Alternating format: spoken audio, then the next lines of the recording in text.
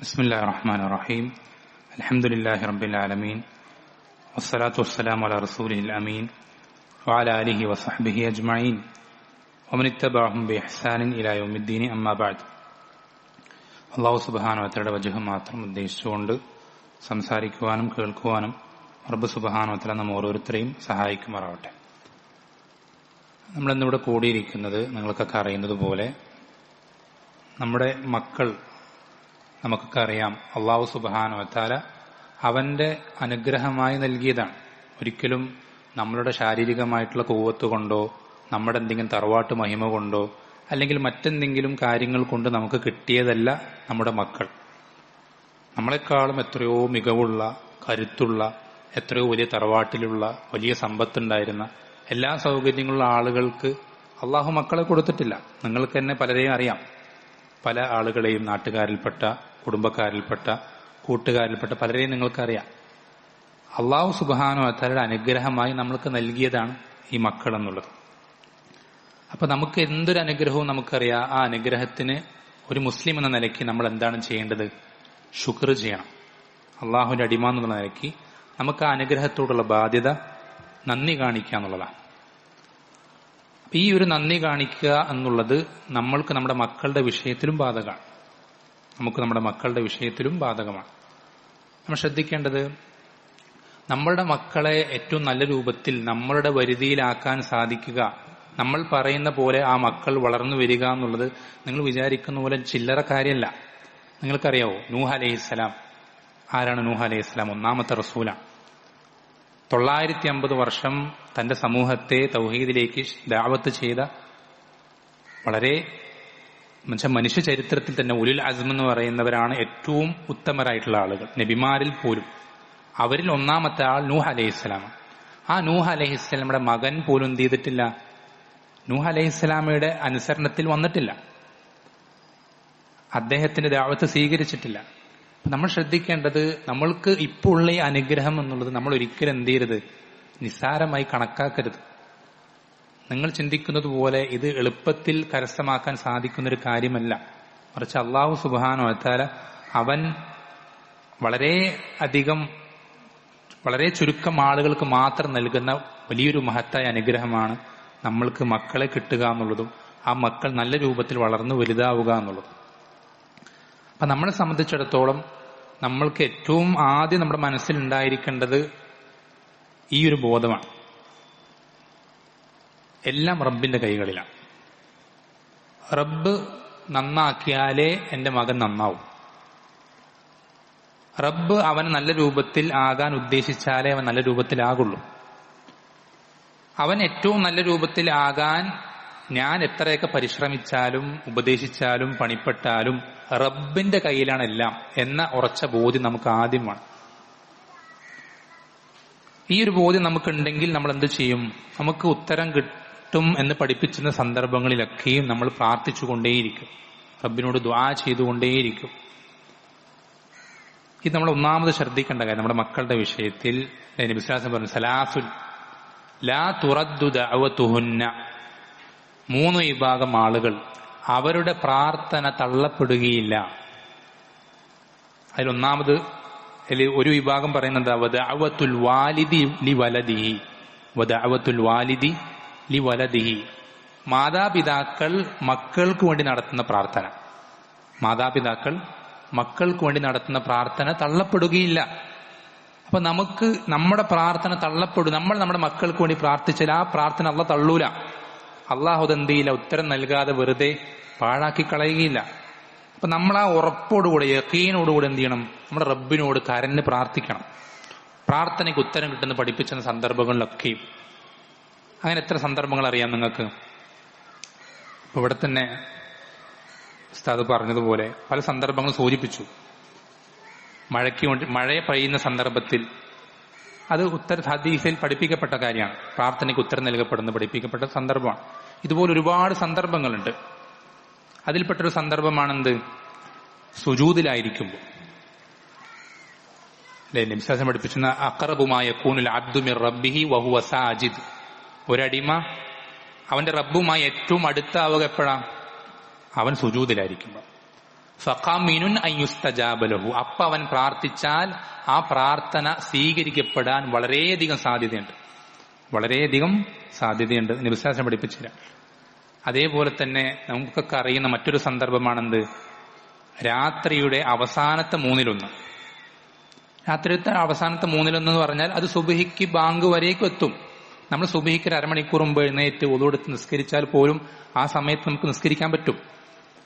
ആ സമയത്ത് അല്ലാഹു സുബ്ഹാനഹു വ തആല എന്താ വിളിച്ചു പറയാ? മൻ യദ്ഉനി ഫഅസ്തജീബ ലഹു. എന്നോട് പ്രാർത്ഥിക്കാൻ ആരുണ്ട്, ഞാൻ അവർക്ക് ഉത്തരം നൽകാം. എന്തും ചോദിച്ചോ, ഞാൻ തരാൻ തയ്യാറാണ് എന്ന് അല്ലാഹു വിളിച്ചു പറയുന്ന സന്ദർഭമാണ്. അതെല്ലാ രാത്രിയിലും ഉണ്ട്. എല്ലാ രാത്രിയുടെയും അവസാനത്തെ മൂന്നിലൊന്ന് ഈ സമയമുണ്ട്. ഇത്തരം സന്ദർഭങ്ങൾ, സാഹചര്യങ്ങൾ നമ്മൾ ഉപയോഗപ്പെടുത്തണം. ഇതിനെല്ലാത്തിനും പുറമെ നമ്മളൊരു പിതാവാണ്, അല്ലെങ്കിൽ മാതാവാണ്, ഉപ്പയാണ്, ഉമ്മയാണ്. ഇതിന്റെ ബെനിഫിറ്റ് എക്സ്ട്രാ വേറെയുണ്ട്.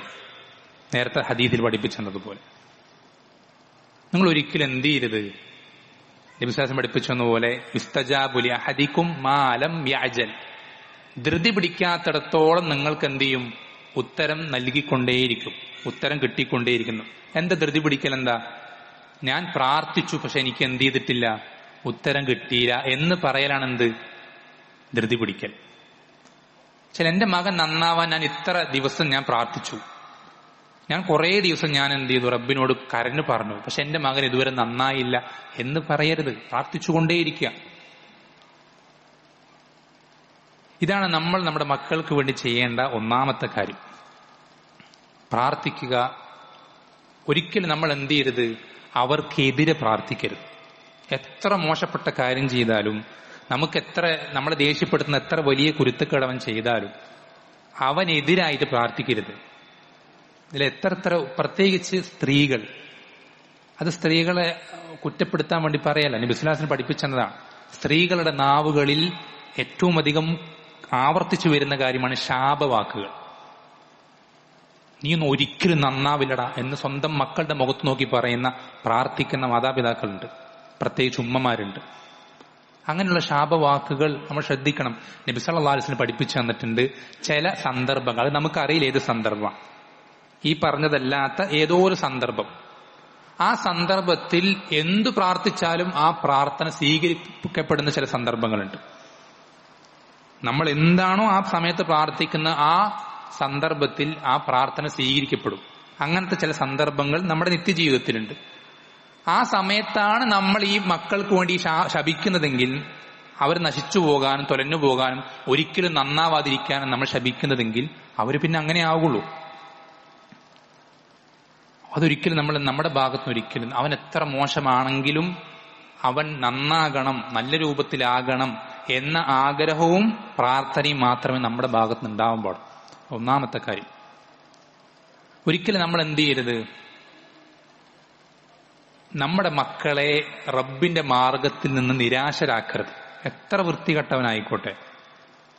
അല്ലെ, വിശ്വാസം പഠിപ്പിച്ചിരുന്ന സംഭവമുണ്ട്. ബനു ഇസ്രായേലുകാരിൽപ്പെട്ട 2 കൂട്ടുകാർ. അതിലൊരു കൂട്ടുകാരൻ ആബിദാണ്, വളരെയധികം ഇബാദത്തുകളും മറ്റുമൊക്കെ ആയി മുന്നോട്ട് പോകുന്ന ഒരാളാണ്. മറ്റു കൂട്ടുകാരൻ, അവൻ ഒരുപാട് തിന്മകൾ സംഭവിക്കുന്നുണ്ട്, ഒരുപാട് ഹറാമുകൾ ചെയ്യുന്നുണ്ട്.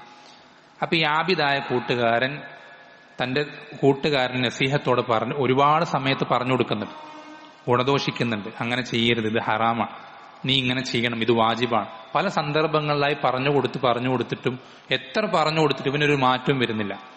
അവസാനം ഈ ആബിദിന് ഇടയ്ക്ക് എന്ത് ചെയ്തപ്പോ ദേഷ്യം വന്നത്. എന്ന് വെച്ചാൽ എത്ര കാലം പറഞ്ഞു കൊടുക്കുന്നത്, ഇവൻ എന്താ തിരുത്താത്തത് എന്ന് ആലോചിച്ചിട്ട് അവൻ ഒരിക്കൽ പറഞ്ഞു പോവാണ്. ആ ആബിദ് എന്താ, അള്ളാഹുവാണ് സത്യം, അള്ളാഹു നിനക്ക് ഒരിക്കലും പുറത്തു തരികയില്ല.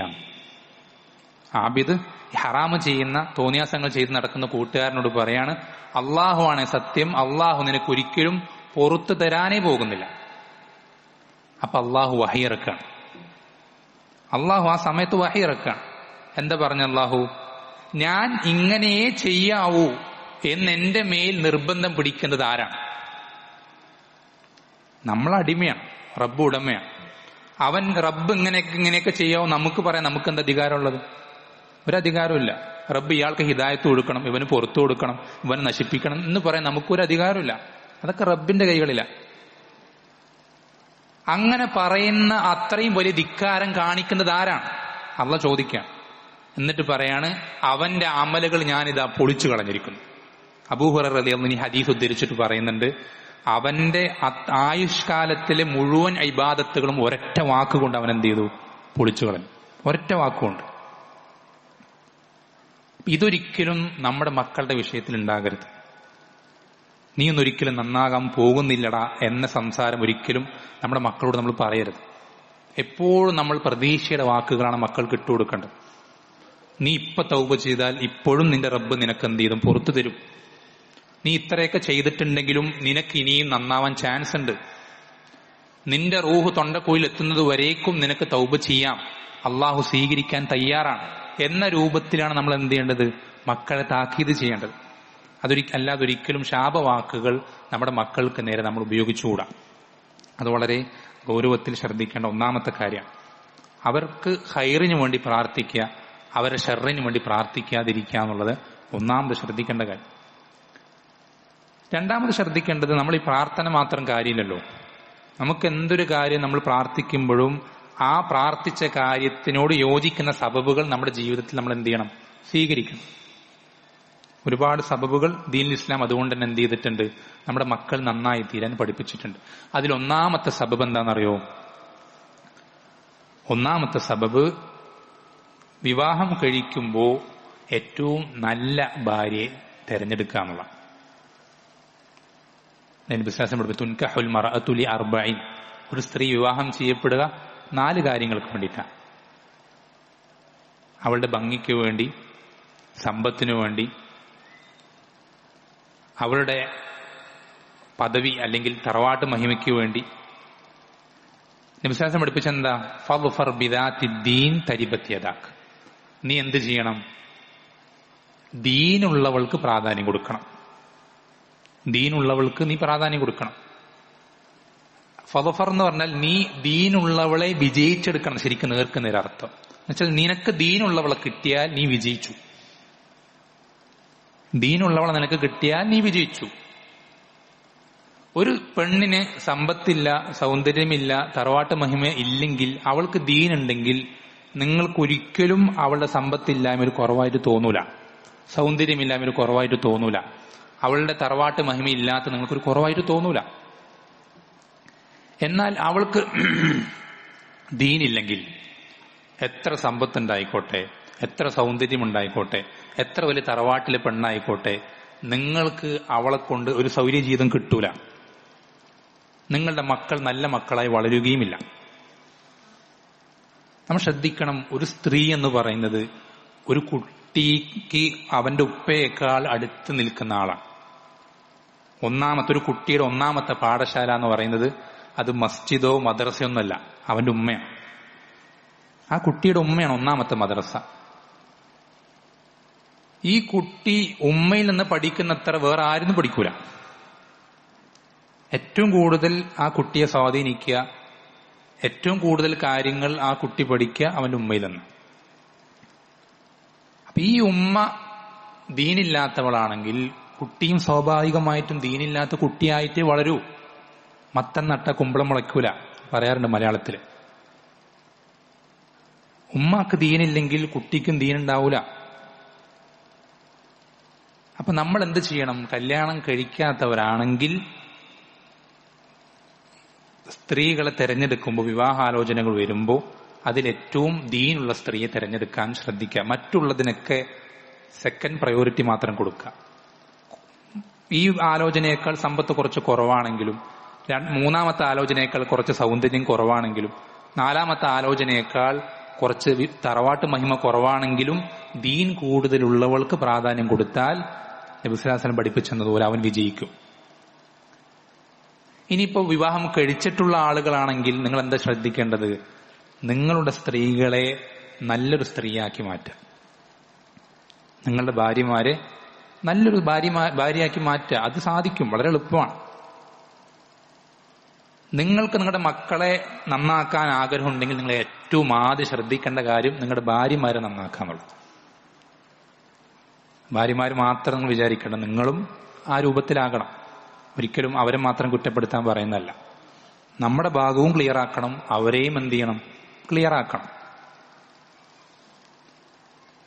ഇതാണ് നമ്മൾ ഏറ്റവും ആദ്യം. ഇതേതുപോലെ ഒരു മരത്തിന്റെ വേരുകൾ പോലെയാണ് ഒരു കുട്ടിയെ സംബന്ധിച്ചിടത്തോളം മാതാപിതാക്കൾ എന്നുള്ളത്.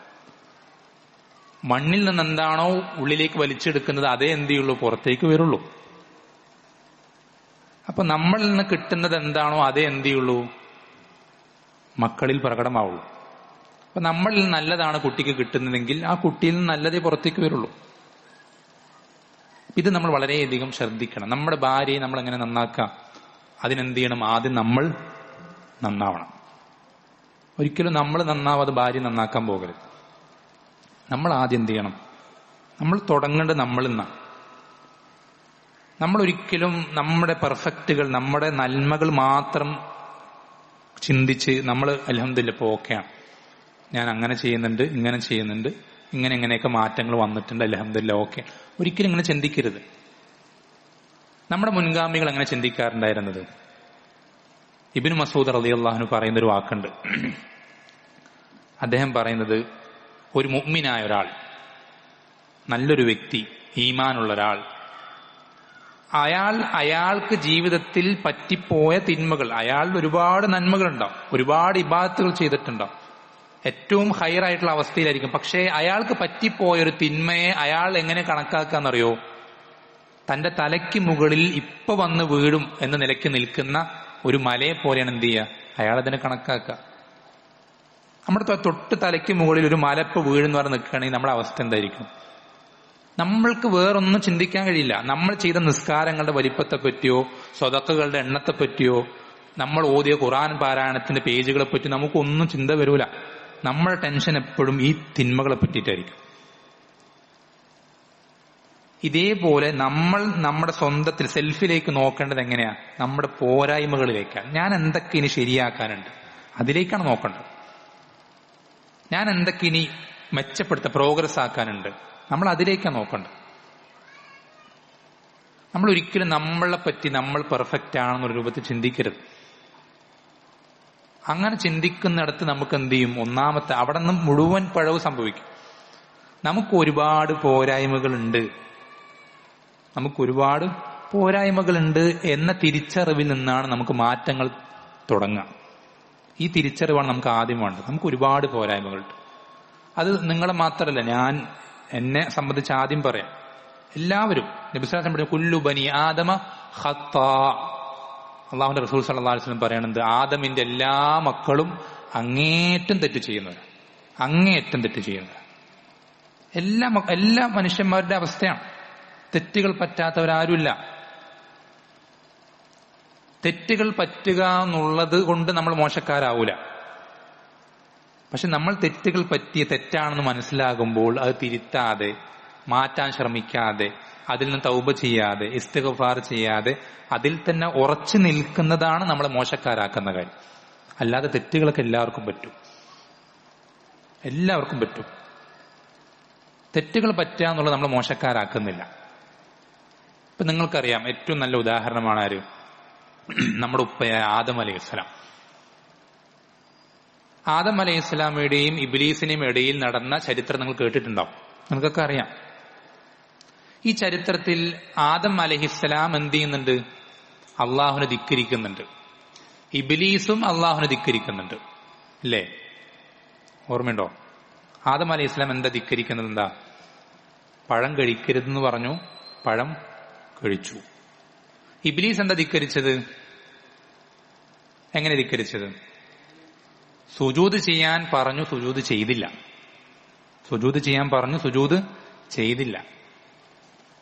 രണ്ടുപേരും നമ്മൾ ശ്രദ്ധിക്കണേ, രണ്ടുപേരും അള്ളാഹുവിനെ ധിക്കരിച്ചവരാ. പക്ഷേ നമ്മൾ ആഫ്റ്റർ എഫക്ട് നോക്കി പര്യവസാനം എന്താ? ആഖിബത്ത് എന്താ? ഒരാൾ അള്ളാഹുവിന് നബിമാരിൽപ്പെട്ട ഒരു നബിയാണ്. അള്ളാഹു തൃപ്തിപ്പെട്ട ഏറ്റവും ഉന്നതമായ സ്ഥാനം നൽകിയ ഒരു നബിയായി തീർന്നു. മറ്റാളോ ശപിക്കപ്പെട്ട, അള്ളാഹുവിന്റെ റഹ്മത്തിന് അകറ്റപ്പെട്ട ഏറ്റവും വലിയ തെമ്മാടിയായി അവൻ എന്ത് ചെയ്തു? ആയിത്തീർന്നു. എന്താ കാരണം? എന്താ? രണ്ടുപേരും തിന്മ ചെയ്തവരാ. എന്താ അവർക്ക് തമ്മിൽ വ്യത്യാസം എന്താ? ഒന്ന് നബിയും ഒന്ന് മനുഷ്യനും ഒന്ന് ജിന്നും ആയതുകൊണ്ടാ? ഒരാൾ തെറ്റ് പറ്റിയപ്പോൾ എന്ത് ചെയ്തു? തെറ്റാണെന്ന് തിരിച്ചറിഞ്ഞു, അത് എന്റെ പോരായ്മയാണെന്ന് മനസ്സിലാക്കി, അത് തിരുത്തി. മറ്റാൾ എന്ത് ചെയ്തില്ല? അത് സ്വന്തം തെറ്റാണെന്ന് തിരിച്ചറിയാനുള്ള വകതിരിവ് പോലും റബ്ബ് അവനെ നൽകിയില്ല. മറിച്ച് റബ്ബേ നീ എന്നെ പഴപ്പിച്ചു എന്നവർ. അവൻ ഒരിക്കലും സ്വന്തത്തിലേക്കല്ല വിരൽ ചൂണ്ടുന്നത്, എന്റെ പ്രശ്നമാണെന്നുള്ള രൂപത്തിലല്ല ചിന്തിക്കുന്നത്. റബ്ബേ നീ എന്നെ പഴപ്പിച്ചു എന്ന രൂപത്തിലാണ് ശൈത്താൻ സംസാരിക്കുന്നത്. അവിടെ തന്നെ അങ്ങനെ ചിന്തിച്ചാൽ അവിടെ തന്നെ ഒരു മനുഷ്യൻ തെറ്റി. നമ്മളെ സംബന്ധിച്ച് ചിന്തിക്കേണ്ടത് നമ്മുടെ പോരായ്മകളെ സംബന്ധിച്ച, തെറ്റുകളെ സംബന്ധിച്ച, നമുക്ക് എന്തൊക്കെ പെർഫെക്റ്റ് ആക്കാനുണ്ട്, ആയതിനെ പറ്റി നമ്മൾ ചിന്തിക്കേണ്ട. അത് നമ്മൾ കറക്റ്റായിട്ട് മുന്നോട്ട് കൊണ്ടുപോയാൽ മതി. നമ്മളിൽ എന്തൊക്കെ പ്രശ്നങ്ങൾ ഇപ്പൊ നിലവിലുണ്ട് അതിനെപ്പറ്റി നമ്മൾ ചിന്തിച്ചാൽ മതി. അതിലെന്തൊക്കെ നമുക്ക് മാറ്റം, എങ്ങനെയൊക്കെ നമുക്ക് ശരിയാക്കാൻ സാധിക്കും, എന്തൊക്കെ മാറ്റങ്ങൾ വരുത്താൻ സാധിക്കും, അങ്ങനെ നമ്മൾ ചിന്തിച്ച് നമ്മൾ മാറ്റങ്ങൾ വരുത്താൻ പരിശ്രമിച്ച് അങ്ങനെ മുന്നോട്ട് പോവാം. മരണം വരേക്കും അങ്ങനെ തന്നെയാണ്. നമുക്കൊരിക്കലും പെർഫെക്റ്റ് ആകാൻ സാധിക്കില്ല. പക്ഷേ ആകാൻ വേണ്ടിയിട്ടുള്ള പരിശ്രമം നമ്മുടെ മേൽ നിർബന്ധം. അല്ലെ, ഇബ്നു തൈമിയ്യ റഹിമഹുല്ലാഹ് വലിയ ഒരു പണ്ഡിതനാണ്. എത്രയോ വിദൂര നിൽക്കുന്ന ഒരാൾ അദ്ദേഹത്തെ കാണാൻ വേണ്ടി മാത്രം വരികയാണ്. എന്നിട്ട് അദ്ദേഹം പറഞ്ഞു, ഞാൻ ഇത്രയും ദൂരത്ത് നിന്ന്, ആഫ്രിക്കൻ രാജ്യം ഏതൊരു രാജ്യത്ത് നിന്ന് വന്നിട്ട് ഞാൻ അവിടെ നിന്ന് വരുന്നത് താങ്കളെ കാണാൻ വേണ്ടി മാത്രം, താങ്കളെ കാണാൻ വേണ്ടി മാത്രമാണ്. അപ്പൊ അദ്ദേഹം പറയുന്നത്, ഞാൻ ആരാണ്, ഞാൻ എന്താണ്,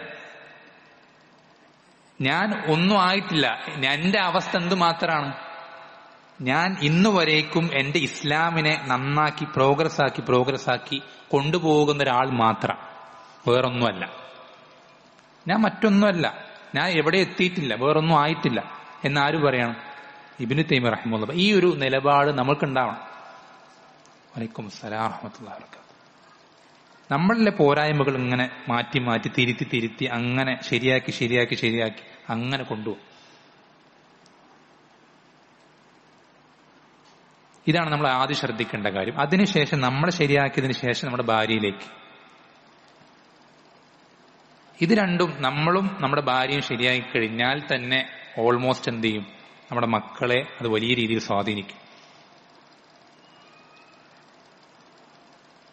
അപ്പൊ ഭാര്യയെ എങ്ങനെ ശരിയാക്കണം? ഇതേപോലെ തന്നെ അവളിലുള്ള പോരായ്മകൾ അതൊരിക്കലും എന്ത് ചെയ്യരുത്, ശക്തമായ രൂപത്തിൽ ദേഷ്യപ്പെട്ടിട്ടൊന്നും നമ്മൾ എന്ത് ചെയ്യും, നമ്മൾക്ക് ആ പോരായ്മകൾ ഉണ്ടെങ്കിൽ അത് എങ്ങനെ തിരുത്തപ്പെടാനാണ് നമ്മൾ ആഗ്രഹിക്കുന്നത്, അതേപോലെ എന്ത് ചെയ്യുക, ഭാര്യയ്ക്കും തിരുത്തി കൊടുക്കുക. ഏറ്റവും നല്ല രൂപത്തിൽ, ഏറ്റവും നല്ല സൗമ്യമായ വാക്കുകൾ ഉപയോഗിച്ച്, പ്രത്യേകിച്ച് സ്ത്രീകളുടെ വിഷയത്തിൽ വളരെ കർക്കശ രൂപത്തിൽ നമ്മൾ ഒരിക്കലും പെരുമാറരുത്.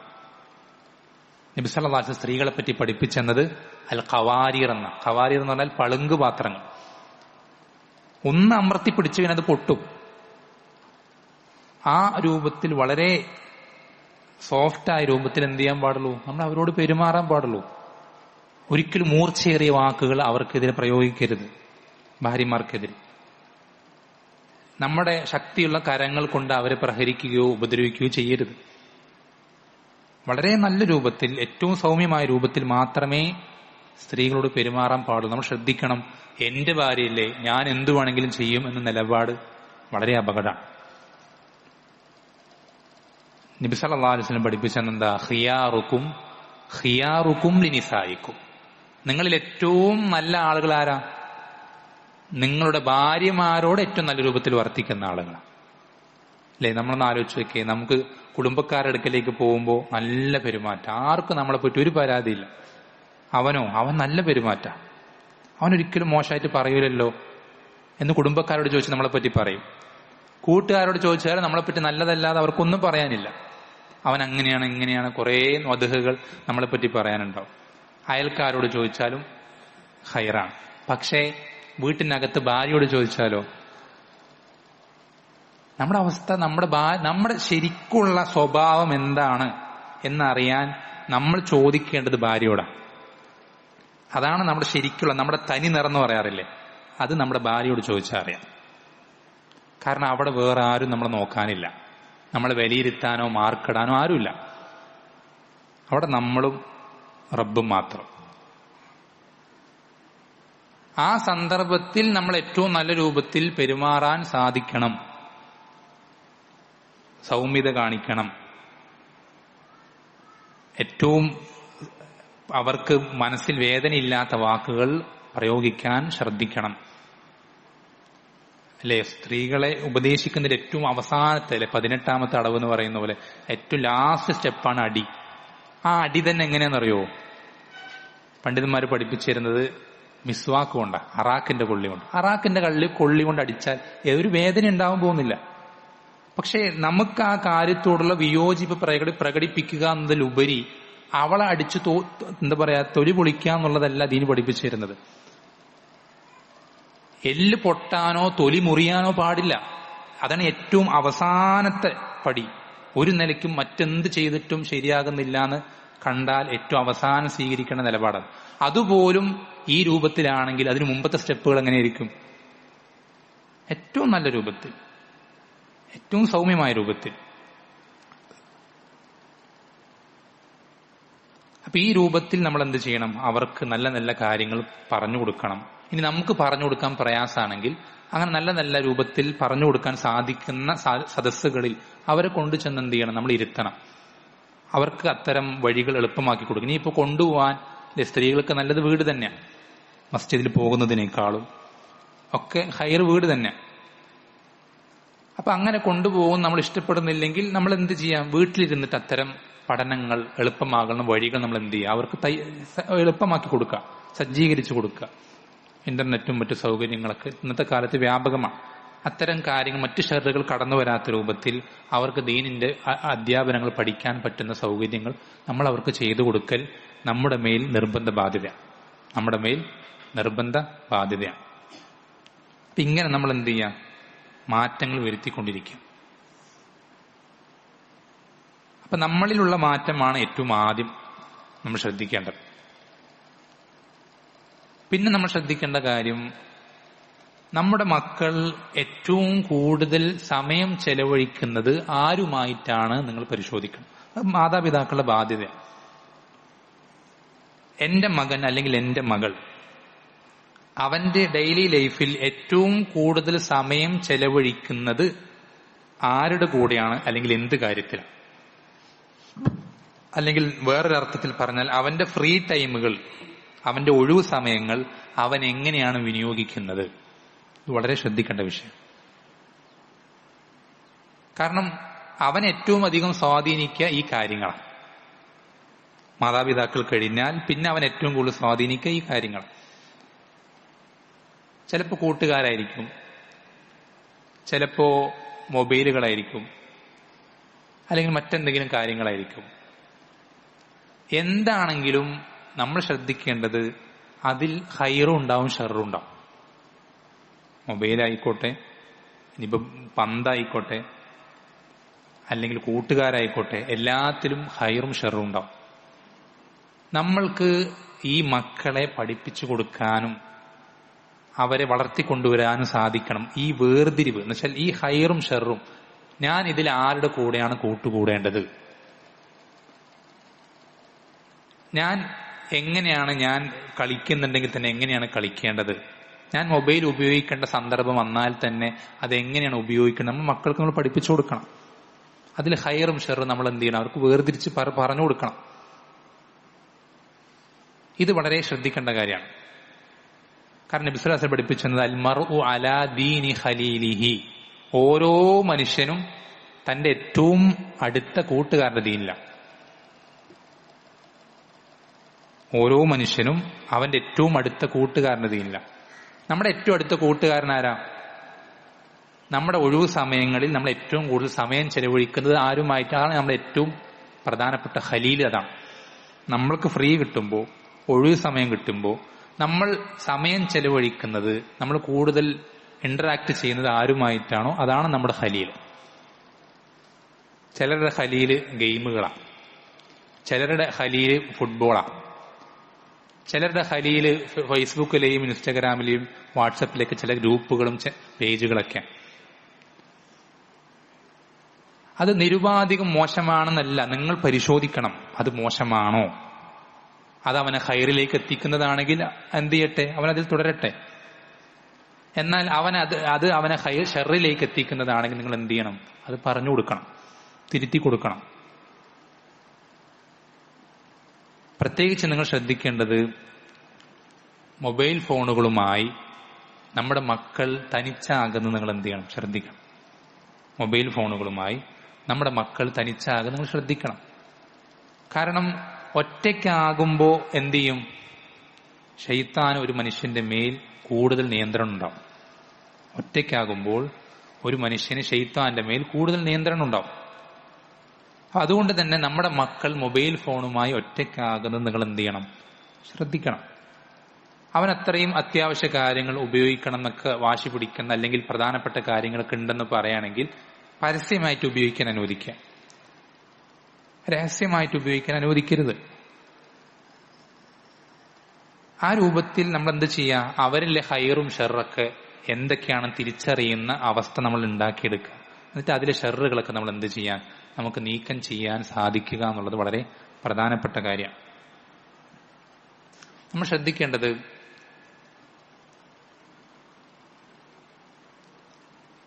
നമ്മൾ മക്കളോട് പെരുമാറുന്ന വിഷയത്തിൽ, ഇത്തരം തെറ്റുകൾ ചൂണ്ടിക്കാണിച്ചു കൊടുക്കുന്ന വിഷയത്തിൽ നബി സല്ലല്ലാഹു അലൈഹി വസല്ലമയുടെ മാതൃക നമ്മൾ വളരെയധികം എന്ത് ചെയ്യേണ്ടതാണ്? ശ്രദ്ധിക്കേണ്ടതാണ്. നബി സല്ലല്ലാഹു അലൈഹി വസല്ലമ അങ്ങേയറ്റം റഹ്മത്തോടു കൂടിയിട്ടല്ലാതെ ഒരിക്കലും എന്ത് ചെയ്തിട്ടില്ല? മക്കളോടോ അല്ലെങ്കിൽ പേരമക്കളോടോ അല്ലെങ്കിൽ മക്കളുടെ പ്രായമുള്ള ആളുകളോടൊന്നും പെരുമാറിയിട്ടില്ല. ഏറ്റവും റഹ്മത്തോടുകൂടെ. നമ്മൾക്ക് പല സന്ദർഭത്തിൽ ദേഷ്യം വരും, സ്വാഭാവികമാണ്. മക്കളുടെ പല പ്രവർത്തനങ്ങൾ കാണുമ്പോൾ, പല പെരുമാറ്റങ്ങൾ കാണുമ്പോൾ നമുക്ക് സ്വാഭാവികമായിട്ട് എന്ത് ചെയ്യും? ദേഷ്യം വരും. അത് മനുഷ്യന്റെ ഫിത്രത്തിലുള്ളതാണ്. നമ്മൾ ശ്രദ്ധിക്കേണ്ടത് അത്തരം ദേഷ്യം വരുന്ന സന്ദർഭങ്ങളിൽ നമ്മൾ എന്ത് ചെയ്യുക? മിണ്ടാതിരിക്കുക. ആ ദേഷ്യം വരുന്ന സന്ദർഭത്തിൽ നമ്മൾ എന്ത് ചെയ്യണ്ട? അവനെ വഴക്ക് പറയണ്ട. അല്ലെങ്കിൽ ദേഷ്യം വരുന്ന സന്ദർഭത്തിൽ നമ്മൾ അവൻ എന്ത് ചെയ്യണ്ട? അടിക്കണ്ട.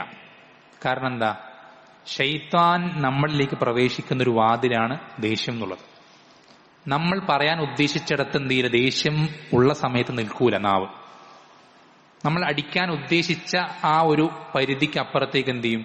നമ്മുടെ അടി അത് കടന്നു പോവും. കാരണം ശൈത്താന് നമ്മളിൽ ആ സമയത്ത് എന്ത് ചെയ്യാൻ സാധിക്കും? കടന്നു കയറാനും അവൻ ഉദ്ദേശിക്കുന്ന രൂപത്തിൽ നമ്മളെ മാറ്റങ്ങൾ വരുത്താനും പരിധി വിടാനും സാധിക്കും. അതിന് ഏറ്റവും നല്ല തെളിവാണെന്ത്? ഏറ്റവും കൂടുതൽ ത്വലാഖുകൾ ആളുകൾ പറഞ്ഞിട്ടുണ്ടാവുക ദേഷ്യത്തിന്റെ സമയത്തിലാണ്.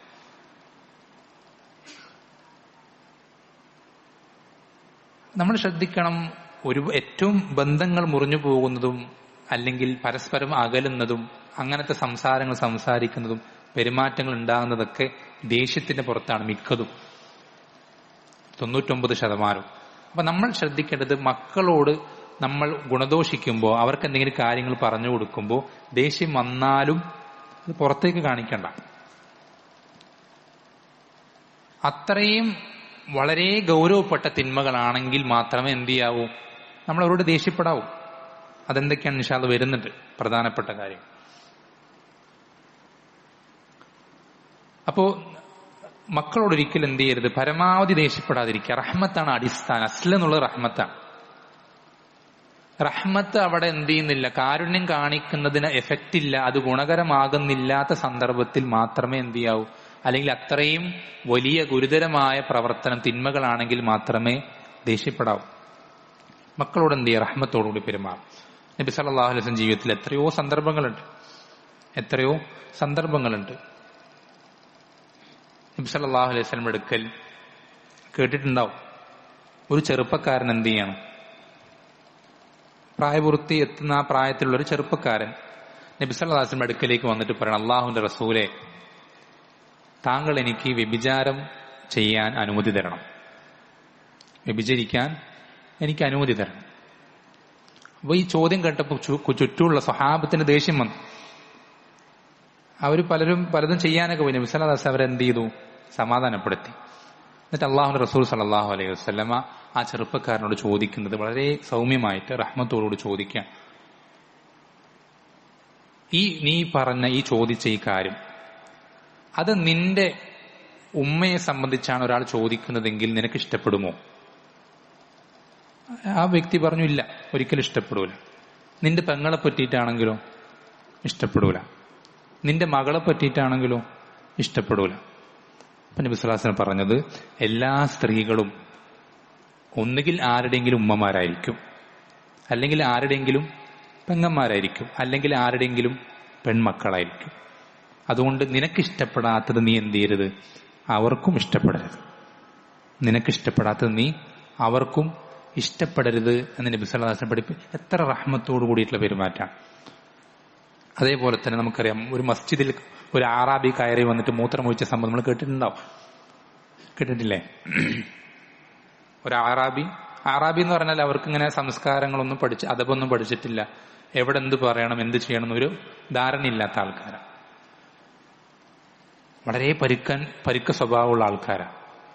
അതിലൊരു ആറാബി വന്നിട്ട് നബി സല്ലല്ലാഹു അലൈഹി വസല്ലം സ്വഹാബത്തിന്റെ കൂടെ മസ്ജിദിൽ ഇരിക്കുന്ന സന്ദർഭത്തിൽ തന്നെ മസ്ജിദിന്റെ അകത്ത് കയറി മൂത്രമൊഴിച്ചു. ഇയാൾ മൂത്രമൊഴിക്കുന്നത് കണ്ടപ്പോ സ്വഹാബത്ത് അവിടെ നിന്ന് എഴുന്നേറ്റ് അയാളെ അടിക്കാൻ പോവാണ്.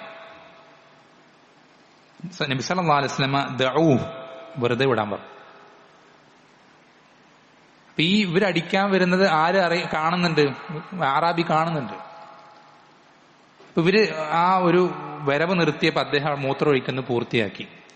നബി സല്ലല്ലാഹു അലൈഹി വസല്ലം എന്ത് ചെയ്തു, ഒരു വലിയൊരു ബക്കറ്റ് വെള്ളം കൊണ്ടുവരാൻ ആവശ്യപ്പെട്ടു. ആ മൂത്രം ഒഴിച്ച സ്ഥലത്തേക്ക് വെള്ളം ഒഴിച്ചു, വൃത്തിയാക്കി. എന്നിട്ട് ഈ ആറാബിനെ വിളിച്ച് പറഞ്ഞു, ഈ മസ്ജിദുകൾ എന്നുള്ളത് ഇങ്ങനെയുള്ള കാര്യങ്ങൾക്ക് വേണ്ടി നിർമ്മിക്കപ്പെട്ടതല്ല. മസ്ജിദുകൾ എന്നുള്ളത് ഇബാദത്തിന്, അള്ളാഹുവിനെ ഇബാദത്ത് ചെയ്യാനും മറ്റുള്ള കാര്യങ്ങൾക്കും വേണ്ടിയിട്ടുള്ളതാണ് എന്ന് പറഞ്ഞപ്പോൾ ആറാബിക്ക് കാര്യം മനസ്സിലായി.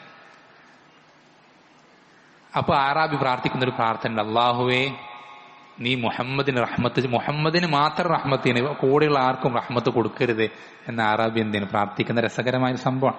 നമ്മൾ ശ്രദ്ധിക്കേണ്ടത് ഇത്തരം ഒരുപാട് സന്ദർഭങ്ങൾ നബി സല്ലല്ലാഹു അലൈഹി വസല്ലം ജീവിതത്തിൽ കാണാം. നമ്മൾ ഈ റഹ്മത്ത് തന്നെ മക്കളുടെ വിഷയത്തിൽ നബി സല്ലല്ലാഹു അലൈഹി വസല്ലം അങ്ങേറ്റം പാലിച്ചിട്ടുണ്ട്. നിങ്ങൾക്കറിയോ, നബി സല്ലല്ലാഹു അലൈഹി വസല്ലമ നിസ്കരിക്കുന്ന സമയത്ത് നബി സല്ലല്ലാഹു അലൈഹി വസല്ലം കൂടെ ഹസനും ഹുസൈനും റളിയല്ലാഹു അൻഹും ഉണ്ടാവാറുണ്ട് പല സന്ദർഭങ്ങളും. നബി സല്ലല്ലാഹു അലൈഹി വസല്ലം സുജൂദ് പോകുന്നത് കാത്തു നിൽക്കും. ആര്? രണ്ട് പേരക്കുട്ടികളാണല്ലോ. സുജൂദ് പോയത് എന്ത് ചെയ്യും, വല്യുപ്പാനും മുതുകത്ത് ചാടിക്കയറും. അപ്പൊ നബി സല്ലല്ലാഹു അലൈഹി വസല്ലം എന്ത് ചെയ്യാൻ സാധിക്കില്ല, സുജൂദിന് എഴുന്നേക്കാൻ സാധിക്കാനിട്ടല്ല, മക്കള് കളിക്കുന്നത് പൂർത്തിയാകാൻ വേണ്ടി എന്ത് ചെയ്യും, നബി സല്ലല്ലാഹു അലൈഹി വസല്ലം മനഃപൂർവ്വം കാത്തു നിൽക്കും. അങ്ങനെ ഇതിങ്ങനെ കുറെ നേരമായിട്ട് ഇവര് നിസ്കരിക്കാൻ കാത്തു നിൽക്കുകയാണ് സ്വഹാബത്ത്. നബി സല്ലല്ലാഹു അലൈഹി വസല്ലം ആണെങ്കിൽ കുട്ടികൾ മുതുകത്തുനിന്ന് സുജൂദിന് എഴുന്നേക്കാൻ വിടുന്നില്ല. അപ്പൊ സ്വഹാബത്തിൽ പലരും എന്ത് ചെയ്യാൻ, ഈ കുട്ടികളെ പിടിച്ചു മാറ്റാൻ വേണ്ടി എഴുന്നേച്ചപ്പോ നിസ്കരിക്കുന്ന നബി സല്ലല്ലാഹു അലൈഹി വസല്ലമ കൈകൊണ്ട് ആംഗ്യം കാണിച്ചു, വെയിറ്റ് ചെയ്യാൻ പറഞ്ഞു. അവരിറങ്ങിപ്പോയിട്ട് നബി സല്ലല്ലാഹു അലൈഹി വസല്ലം എന്ത് ചെയ്തു, സുജൂദിന് എഴുന്നേറ്റ്. കുട്ടികളോട് റഹ്മത്ത് കാണിക്കുന്നത് നബി സല്ലല്ലാഹു അലൈഹി വസല്ലം അങ്ങേയറ്റം, ബാക്കി എല്ലാവരോടും റഹ്മത്ത് കാണിക്കുന്നതിനേക്കാളും വളരെ വലിയ അളവിൽ നബി സല്ലല്ലാഹു അലൈഹി വസല്ലം കുട്ടികളോട് റഹ്മത്ത് കാണിച്ചിരുന്നു. അപ്പൊ നമ്മൾ വളരെയധികം എന്ത് ചെയ്യണം, കുട്ടികളോട് റഹ്മത്ത് ഉണ്ടാവുക എന്നുള്ളത് വളരെയധികം ശ്രദ്ധിക്കണം. നമ്മൾ ശ്രദ്ധിക്കേണ്ട വളരെ പ്രധാനപ്പെട്ട ഒരു ആയത്താണ് ഈ വിഷയത്തിൽ, റഹ്മത്തിന്റെ വിഷയത്തിൽ. നബി സല്ലല്ലാഹു അലൈഹി വസല്ലം അള്ളാഹു പറയാം, ഫബിമാ റഹ്മത്തിൻ മിനല്ലാഹി ലിൻത ലഹും. വളരെ ശ്രദ്ധിക്കേണ്ട ആയത്താണ്. ഫബിമാ റഹ്മത്തിൻ മിനല്ലാഹി ലിൻത ലഹും. റസൂലേ, അള്ളാഹുവിന്റെ അടുക്കൽ നിന്നുള്ള റഹ്മത്ത്, കാരുണ്യം കൊണ്ടാണ് നീ എന്ത് ചെയ്യുന്നത്, അവരോട് സൗമ്യമായിട്ട് നിനക്ക് പെരുമാറാൻ സാധിക്കുന്നത് അള്ളാഹു നിനക്ക് തന്ന റഹ്മത്തിൽപ്പെട്ടതാണ്.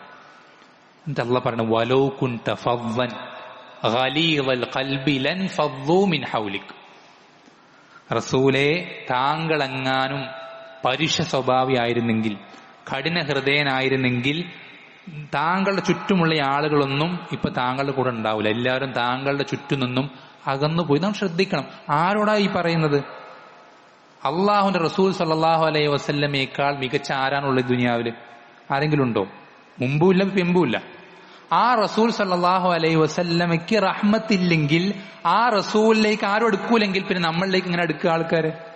ആരെങ്കിലും എടുക്കുവോ? ആരും എടുക്കൂല. എല്ലാ ഉത്തമ ഗുണങ്ങളും ഒരുമിച്ച് ചേർന്നിട്ടുള്ള ഉത്തമനായ സൃഷ്ടിയാണ് നമ്മുടെ റസൂൽ സല്ലല്ലാഹു അലൈഹി വസല്ലം. ആ ഉത്തമനായ സൃഷ്ടിയിൽ നിന്ന് റഹ്മത്ത് എന്ന ഒരൊറ്റൊരു വിശേഷണം പോയി കഴിഞ്ഞാൽ ആ സൃഷ്ടിയിലേക്ക് അടുക്കാൻ സാധിക്കൂല. അള്ളാഹ് പറയാൻ ആരും എടുക്കൂല. പിന്നെ ഒരു ഉത്തമ ഗുണങ്ങളും ഇല്ലാത്ത നമുക്ക് റഹ്മത്തില്ലെങ്കിൽ പിന്നെ പറയേണ്ട കാര്യമുണ്ടോ? ആരും എടുക്കൂല. പലപ്പോഴും നമ്മുടെ മക്കൾ നമ്മളിലേക്ക് ഇപ്പൊ ചെറുപ്പത്തിൽ അടുക്കുന്നുണ്ടെങ്കിൽ അതൊരിക്കലും നമ്മളോട് സ്നേഹം കൊണ്ടായിരിക്കില്ല. നമ്മൾ വളരെ ശക്തമായ രൂപത്തിൽ പെരുമാറുകയാണെങ്കിൽ, മൂർച്ചയേറിയ വാക്കുകൾ അവർക്കെതിരെ ഉപയോഗിക്കുകയാണെങ്കിൽ, അവർ ഇപ്പം നമ്മളോട് അടുക്കുന്നത് വേറെ നിവൃത്തിയില്ലാത്തതുകൊണ്ടായിരിക്കും. പക്ഷെ അവർക്ക് ഒറ്റയ്ക്ക് നിൽക്കാൻ സാധിക്കുന്ന സന്ദർഭമായി കഴിഞ്ഞാൽ അവർ പിന്നെ നമ്മളിലേക്ക് അടുക്കൂല. ഒരിക്കലും മക്കളോട് ആ രൂപത്തിൽ പെരുമാറരുത്. ഇനിയിപ്പോൾ അങ്ങനെ അറിയാതെ ദേഷ്യം വന്നു പോയാൽ നമുക്കറിയാം, നമുക്കൊക്കെ തെറ്റുകൾ പറ്റും, ദേഷ്യം വന്നു പോകും. പ്രത്യേകിച്ച് ചില ആളുകളുടെ പ്രകൃതം അങ്ങേയറ്റം ദേഷ്യം വരുന്ന പ്രകൃതമായിരിക്കും. അങ്ങനെയുള്ള ആളുകളിൽ നിന്ന് പെട്ടെന്ന് അറിയാതെ അബദ്ധത്തിൽ വന്ന് അങ്ങനത്തെ വാക്കുകൾ ഉപയോഗിക്കുകയോ പ്രവർത്തികൾ സംഭവിക്കുകയോ ചെയ്താൽ നമ്മൾ എന്ത് ചെയ്യാം? മക്കളോട് നമ്മൾ മാപ്പ് ചോദിക്കണം. നമ്മളുടെ മക്കളാണ്, നമുക്ക് എന്തും പറയാനുള്ള അധികാരമുണ്ട് എന്നുള്ള മനോഭാവം പാടില്ല. മോനെ മോളെ, അത് ഉപ്പാക്ക് ആ സന്ദർഭത്തിൽ പെട്ടെന്നുള്ള ദേഷ്യം കാരണത്താൽ അങ്ങനെ പറഞ്ഞു പോയതാണ്, ഉപ്പ ഇനി മുതൽ അങ്ങനെ പറയൂലട്ടോ, പക്ഷെ എന്റെ മോൾ അങ്ങനെ എന്ത് ചെയ്യരുത്, ഇനി ചെയ്യരുത് എന്ന് നല്ല രൂപത്തിൽ അവരോട് എന്തെങ്കിലും ക്ഷമ ചോദിക്കണം. അവരുടെ മനസ്സിലുള്ള ആ പേടി അല്ലെങ്കിൽ ആ ഒരു അകൽച്ച നമ്മൾ എന്ത് ചെയ്യണം? ആ ഒരു മുറിവ് അതപ്പോൾ തന്നെ നമ്മൾ എന്ത് ചെയ്യണം? ഉണക്കണം. അല്ലെങ്കിൽ അത് ഉണങ്ങൂല. വലുതായി കഴിഞ്ഞാൽ ആ അകൽച്ച അത് മാറൂല. അറിയാതെ അങ്ങനെ ദേഷ്യപ്പെട്ടു പോയി കഴിഞ്ഞാൽ ഉടനെ തന്നെ എന്ത് ചെയ്യുക?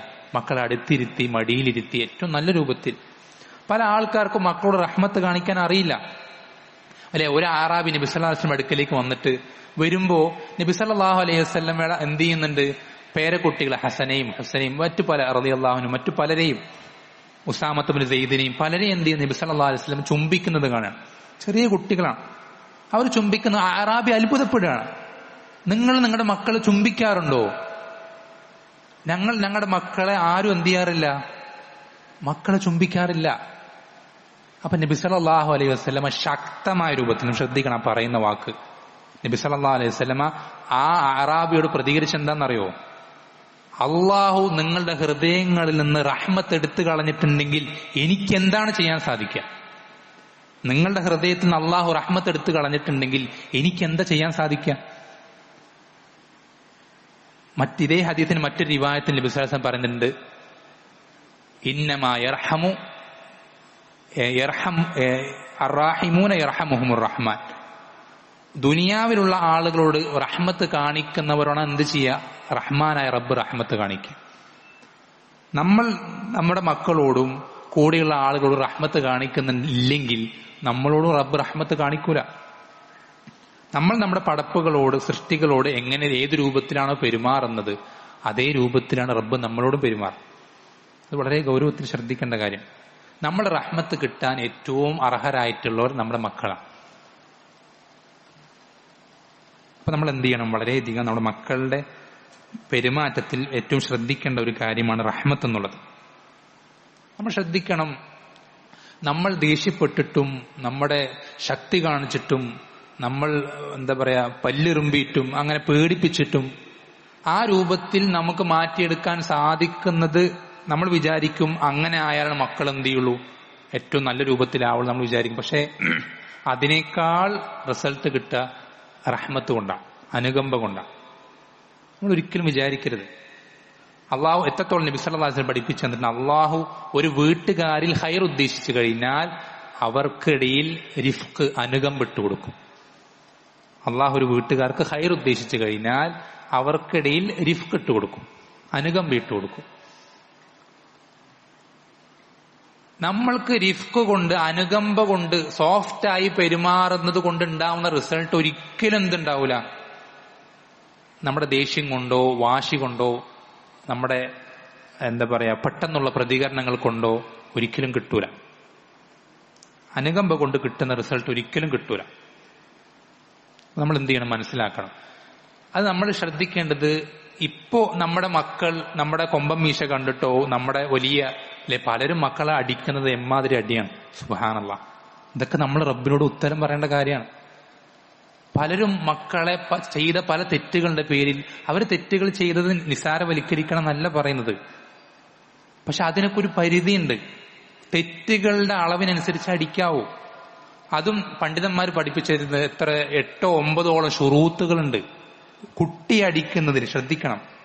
നിസ്കാരത്തിന് ഷുറൂത്തുകളില്ലേ, ഇതേപോലെ മക്കളെ അടിക്കുന്നതിന് ഷുറൂത്തുകളുണ്ട്. ഇതൊക്കെ പഠിക്കണം നമ്മൾ. അതിൽപ്പെട്ടൊരു ഷർത്താണ് ചെയ്ത തെറ്റിന്റെ അളവിനല്ല, അതിൽ കൂടുതൽ അടിക്കും. നമ്മുടെ ദേഷ്യം തീർക്കാനുള്ള അടിയല്ല അവിടെ, നമ്മുടെ ദേഷ്യം പ്രകടിപ്പിക്കല്ല അവിടെ. അവൻ ആ തെറ്റ് ബോധ്യപ്പെടണം, അതിന്റെ ഗൗരവം തിരിച്ചറിയണം എന്നുള്ളത് മാത്രമാണ് ലക്ഷ്യം.